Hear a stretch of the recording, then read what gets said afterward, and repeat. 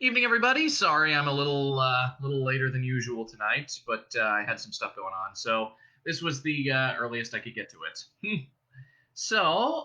We are starting a new book tonight, which I am very excited about, and that book is, as I mentioned previously, Artemis Fowl by Owen Colfer, and it's going to be a fun one. It's been a while since I revisited this one, and I mentioned it last week, but I got the inspiration to do it after watching the movie on Disney Plus and not liking what came out of it.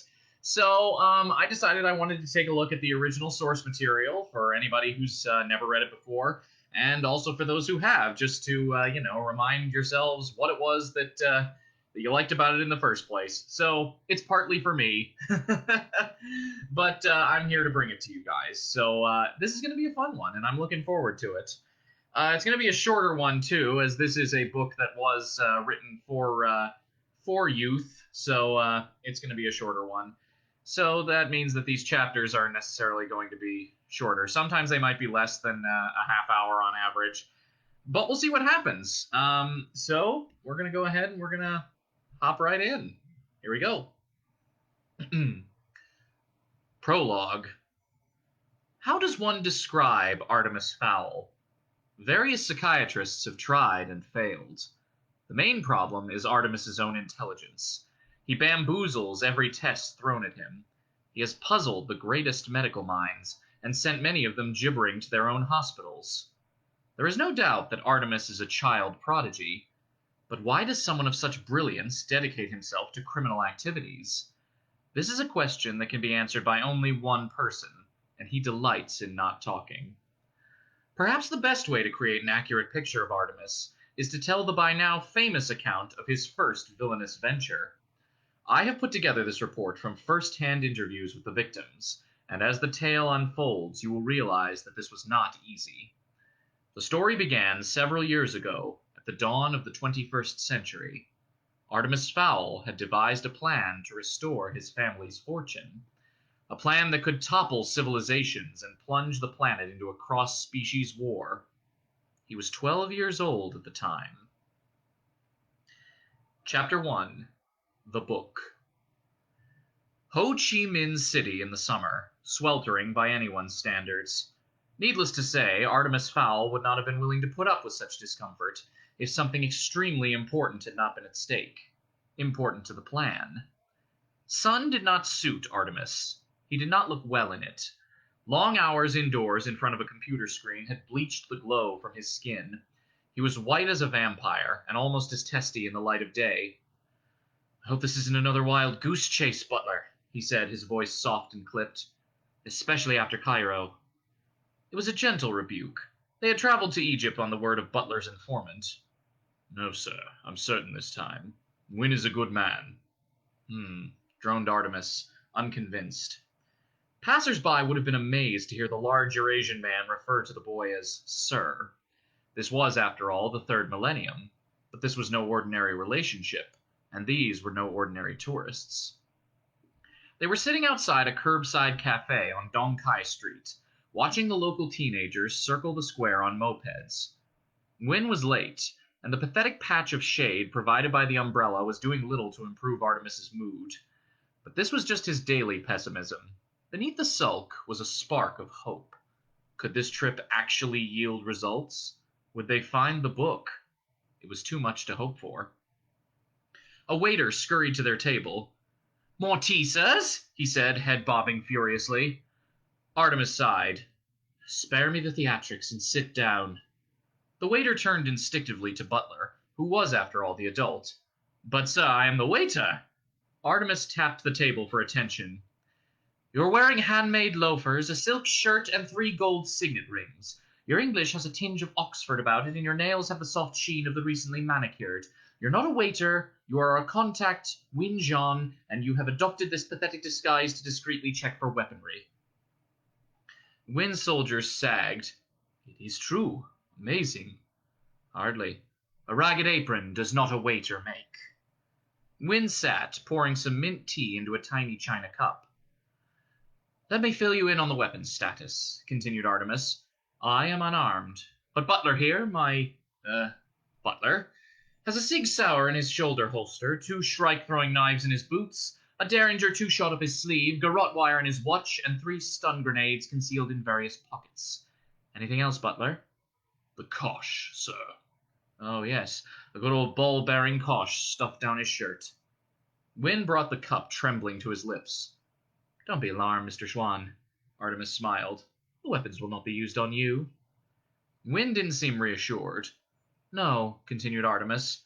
Butler could kill you 100 different ways without the use of his weapons, though I'm sure one would be quite sufficient. Wynne was by now thoroughly spooked. Artemis generally had that effect on people. A pale adolescent speaking with the authority and vocabulary of a powerful adult. Wynne had heard the name Fowl before. Who hadn't in the international underworld? But he'd assumed he'd be dealing with Artemis Sr., not this boy. Though the word boy hardly seemed to do this gaunt individual justice.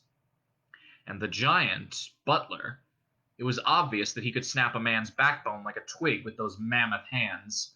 Wynne was starting to think that no amount of money was worth another minute in this strange company.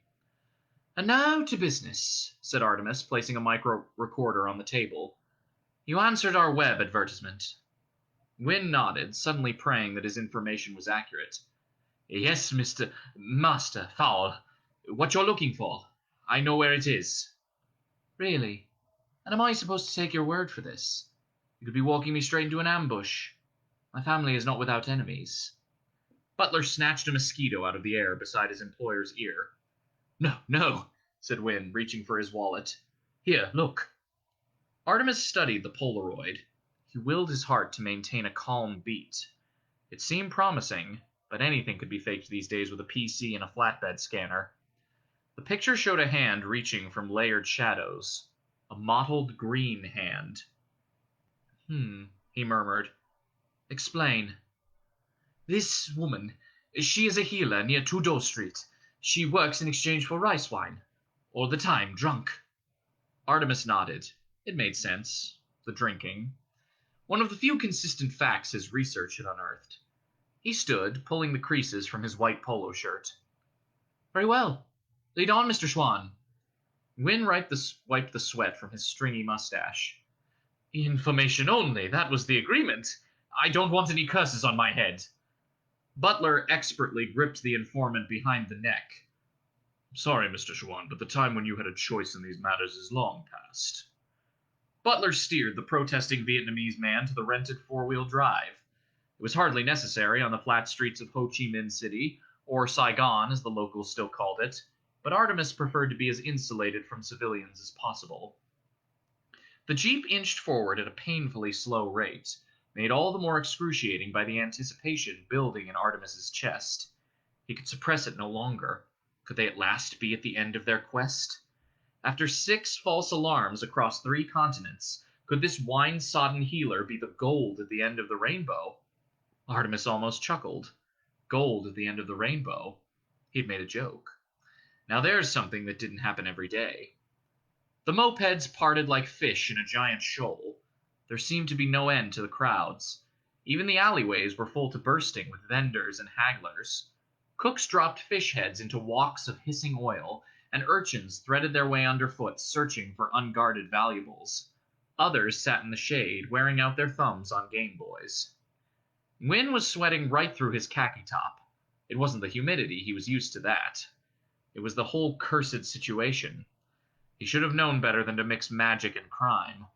He made a silent promise that if he got out of this, he would change his ways. No more answering shady internet requests, and certainly no more consorting with the sons of European crime lords.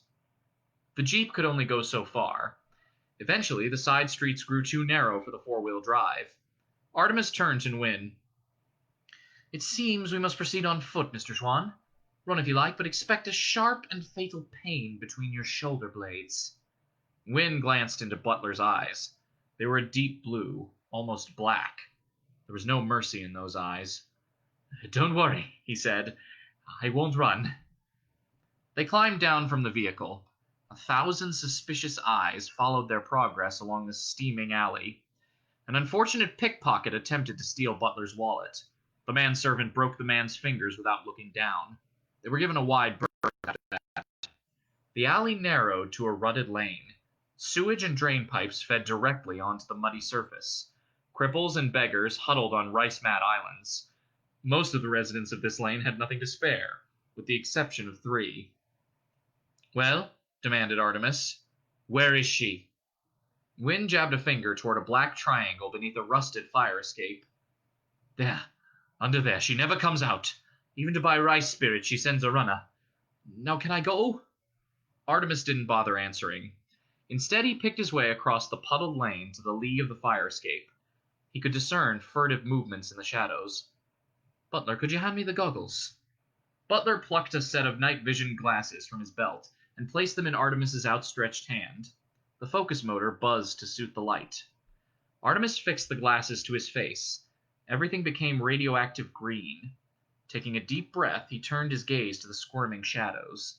Something squatted on a raffia mat, shifting uneasily in the almost non-existent light. Artemis fine-tuned the focus. The figure was small, abnormally so, and wrapped in a filthy shawl.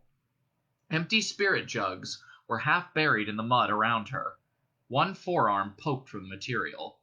It seemed green, but then so did everything else. "Madam," he said, "I have a proposition for you."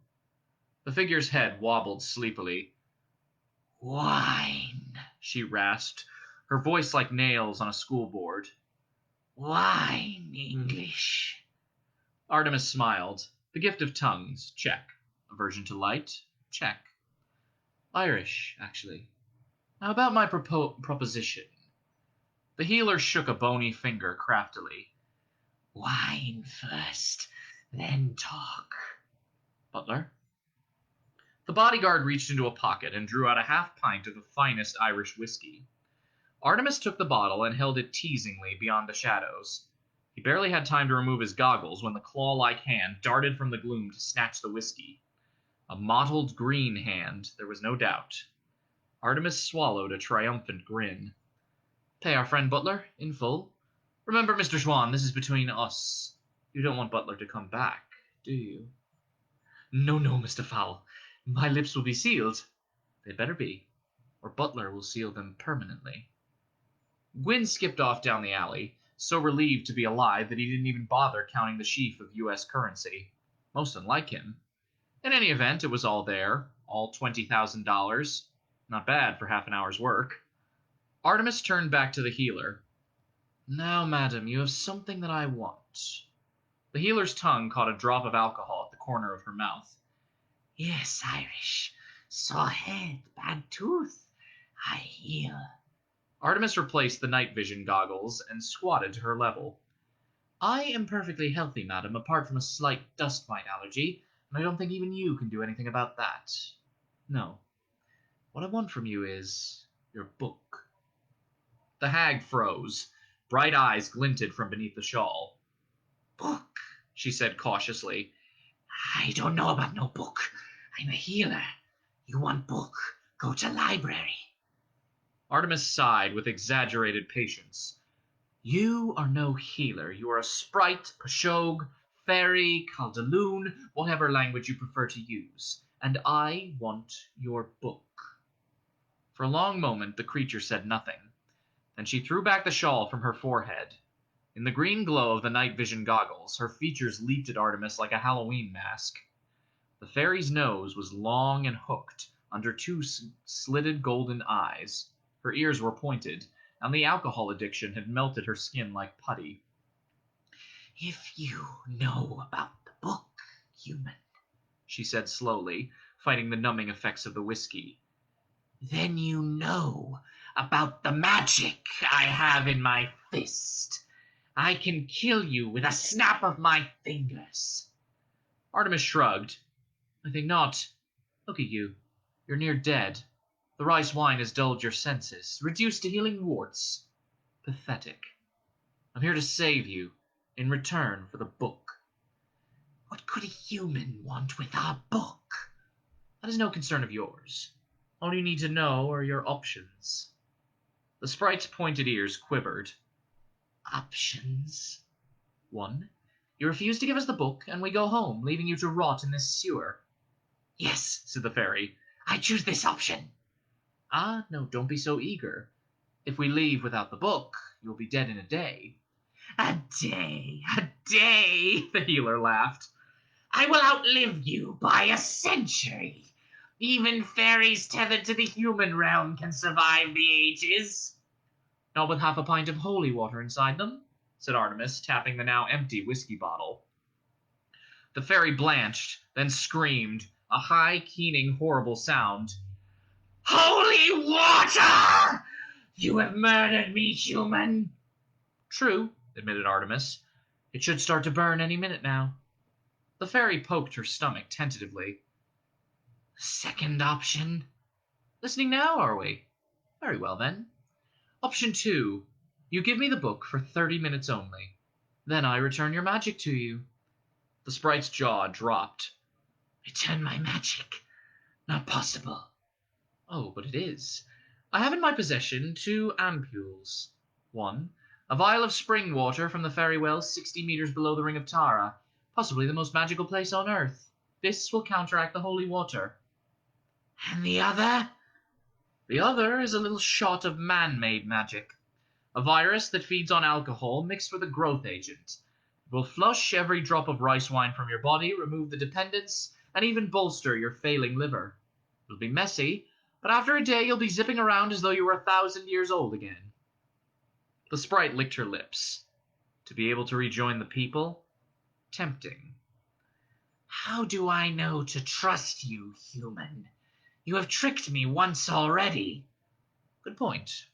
Here's the deal. I give you the water on faith. Then, after I've had a look at the book, you get the booster. Take it or leave it. The fairy considered.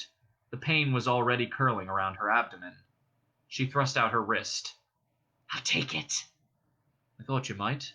Butler? The giant manservant unwrapped a soft velcroed case containing a syringe gun and 2 vials. He loaded the clear one, shooting it into the sprite's clammy arm. The fairy stiffened momentarily and then relaxed. Strong magic, she breathed. Yes, but not as strong as your own will. Oh, sorry. Yes, but not as strong as your own will be when I give you the second injection. Now, the book.